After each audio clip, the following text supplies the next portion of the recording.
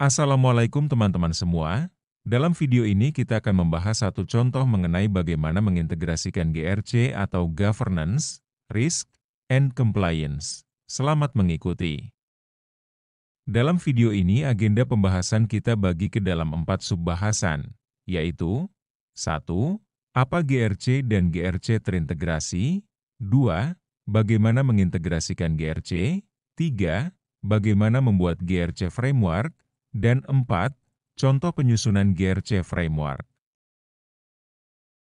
Pertama-tama, apa itu GRC? GRC adalah kumpulan kapabilitas terintegrasi yang memungkinkan organisasi mencapai kinerja berprinsip, yaitu kemampuan untuk mencapai tujuan secara andal, mengatasi ketidakpastian, dan bertindak dengan integritas. Untuk lebih jelasnya, coba kita gambarkan pengertian GRC tersebut dalam diagram berikut ini. Kinerja berprinsip diperoleh melalui tata kelola yang baik, manajemen risiko yang efektif, serta kepatuhan yang dilaksanakan secara konsisten. Selanjutnya, apa yang menggerakkan penerapan GRC? Di sini ada beberapa alasan mengapa perusahaan perlu menerapkan GRC. Antara lain, konektivitas internet menimbulkan risiko yang dapat membahayakan keamanan penyimpanan data. Kemudian, perusahaan menghadapi semakin banyaknya ketidakpastian dalam lanskap bisnis modern. Dalam kondisi tersebut, strategi untuk menavigasi bisnis menuju tujuannya tidak cukup melalui manajemen risiko yang konvensional dan metode kepatuhan terhadap peraturan saja. Selanjutnya, apa itu GRC terintegrasi? GRC terintegrasi adalah pendekatan terpadu dan holistik terhadap tata kelola, risiko, dan kepatuhan di seluruh bagian organisasi. Tujuannya untuk memastikan agar organisasi bertindak secara etis dan sesuai dengan selera risiko organisasi, kebijakan internal, dan peraturan eksternal, melalui penyelarasan strategi, proses, teknologi, dan sumber daya manusia, sehingga meningkatkan efisiensi dan efektivitas. Untuk lebih jelasnya, coba kita gambarkan pengertian GRC terintegrasi tersebut dalam diagram berikut ini. Keterpaduan GRC pada keseluruhan organisasi dilakukan melalui penyelarasan strategi, proses, teknologi, dan SDM untuk memastikan bahwa organisasi bertindak benar secara etis, sesuai selera risiko, serta sesuai kebijakan internal dan peraturan eksternal, sehingga meningkatkan efisiensi dan efektivitas. Selanjutnya, mengapa perlu GRC yang terintegrasi? Pertama, lingkungan bisnis yang dinamis. Kedua, implementasi GRC masih bersifat silo. Antara lain, koordinasi lemah, adanya konflik atau tumpang tindih, adanya kesenjangan, dan inefisiensi biaya, sehingga kurang memberikan nilai tambah kepada organisasi. Berikut ini manfaat GRC terintegrasi. Pertama, pengambilan keputusan lebih strategis. Kedua, tidak ada lagi silo data. Ketiga, komunikasi lintas fungsi meningkat. Keempat, manajemen yang efisien. Dan kelima, ketangkasan yang lebih tinggi. Sedangkan nilai tambah dari GRC terintegrasi adalah bahwa dengan mengintegrasikan secara erat antara tata kelola, risiko, dan kepatuhan, perusahaan dapat menghasilkan keunggulan kompetitif yang menentukan, yang mendukung pengembangan perusahaan menuju keunggulan operasional. Selanjutnya, bagaimana mengintegrasikan GRC? Berikut ini langkah-langkah mengintegrasikan GRC secara umum, yaitu tentukan tujuan dan ruang lingkup, libatkan pemangku kepentingan, nilai keadaan saat ini, kembangkan kerangka GRC, pilih alat dan teknologi, kembangkan dan terapkan kebijakan dan prosedur, buat pelatihan dan pendidikan, monitor dan review, buat pelaporan dan komunikasi, serta lakukan penyempurnaan secara kontinu. Sekarang coba kita lihat langkah-langkah mengintegrasikan GRC pada program. Untuk mengintegrasikan GRC pada siklus pengelolaan program, diperlukan pendekatan yang komprehensif dan terpadu. Langkah-langkah mengintegrasikan GRC pada program meliputi: pertama, menetapkan tujuan, ruang lingkup, manfaat yang diharapkan, dan kriteria keberhasilan yang sesuai dengan visi dan misi organisasi. Kedua, menetapkan kerangka tata kelola, yaitu dengan merinci peran, tanggung jawab, kewenangan, dan akuntabilitas tim yang mengelola program, kemudian komite pengarah, dan pihak terkait lainnya. Kemudian ketiga, identifikasi dan penilaian risiko, persyaratan dan standar kepatuhan, aktivitas program, produk atau output yang harus dihasilkan, serta kewajiban untuk menyampaikan progres perencanaan dan pelaksanaannya.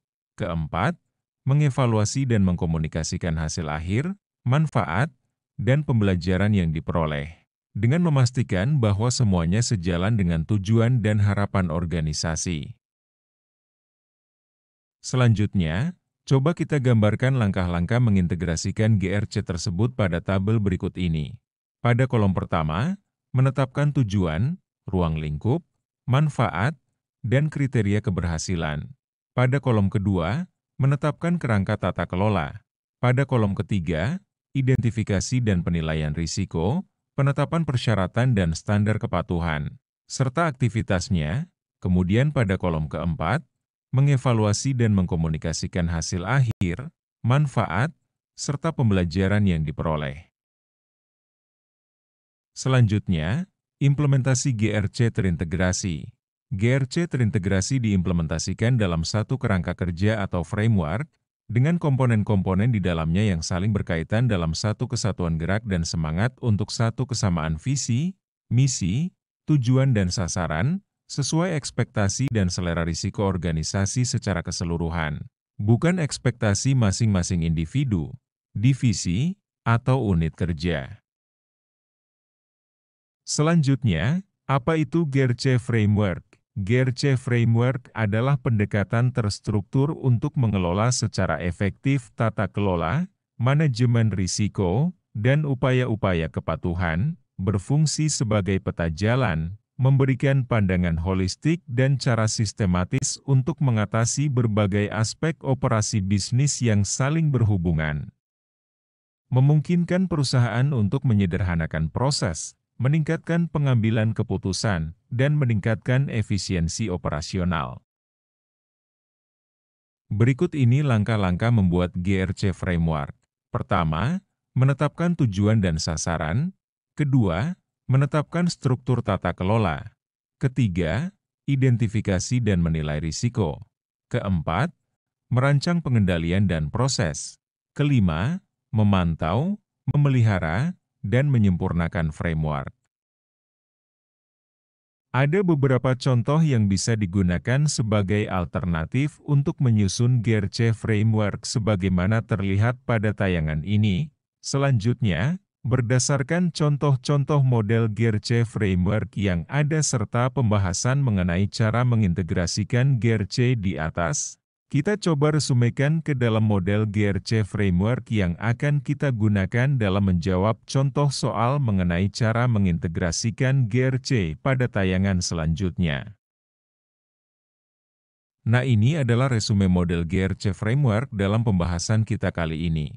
Selanjutnya, kita akan gunakan framework ini dalam contoh soal mengenai cara mengintegrasikan GRC berikut ini. Ini adalah contoh soal mengintegrasikan GRC. Dalam rangka mengembangkan usaha dan meningkatkan penghasilan, di tahun 2024 PT XYZ memutuskan untuk meluncurkan program pembuatan dan penjualan produk baru.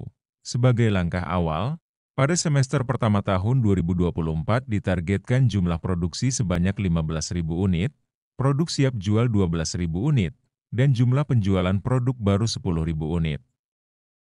Aktivitas dan proses bisnis terkait program tersebut antara lain mencakup langkah-langkah atau proses kerja untuk merealisasikan program, seperti perencanaan program, pendanaan, proses produksi, pemasaran, dan lain-lain. Sebagai latihan, buatlah GRC Framework atas program pembuatan dan penjualan produk baru tersebut termasuk penilaian risikonya. Untuk mengintegrasikan GRC atas program pembuatan dan penjualan produk baru tersebut, kita buat kerangka kerja program berdasarkan model GRC Framework yang sudah kita buat di atas, dengan tahapan-tahapan sebagai berikut. Pertama, tujuan, yaitu mengembangkan usaha dan meningkatkan penghasilan perusahaan. Kedua, ruang lingkup, mencakup perencanaan dan pelaksanaan produksi dan pemasaran, serta pelaporan hasil yang diperoleh. Ketiga, manfaat, yaitu mengoptimalkan nilai perusahaan sehingga memiliki daya saing yang kuat dan mampu mempertahankan keberadaannya. Keempat, kriteria keberhasilan, antara lain produk baru diterima oleh pasar atau terjual, serta peningkatan pendapatan dan laba usaha dari penjualan produk baru. Kelima, IKK, misalnya, A produksi produk baru 15.000 unit pada semester 1, B. Produk baru selesai diproduksi pada semester 1 sebanyak 12.000 unit, C. Penjualan produk baru pada semester 1 sebanyak 10.000 unit, D. Pendapatan pada semester 1 meningkat 15%, E. Laba usaha pada semester 1 meningkat 10%. Untuk contoh kerangka tata kelolanya, akan dilanjutkan pada video bagian kedua. Demikian paparan kali ini. Terima kasih atas perhatiannya. Wassalamualaikum warahmatullahi wabarakatuh.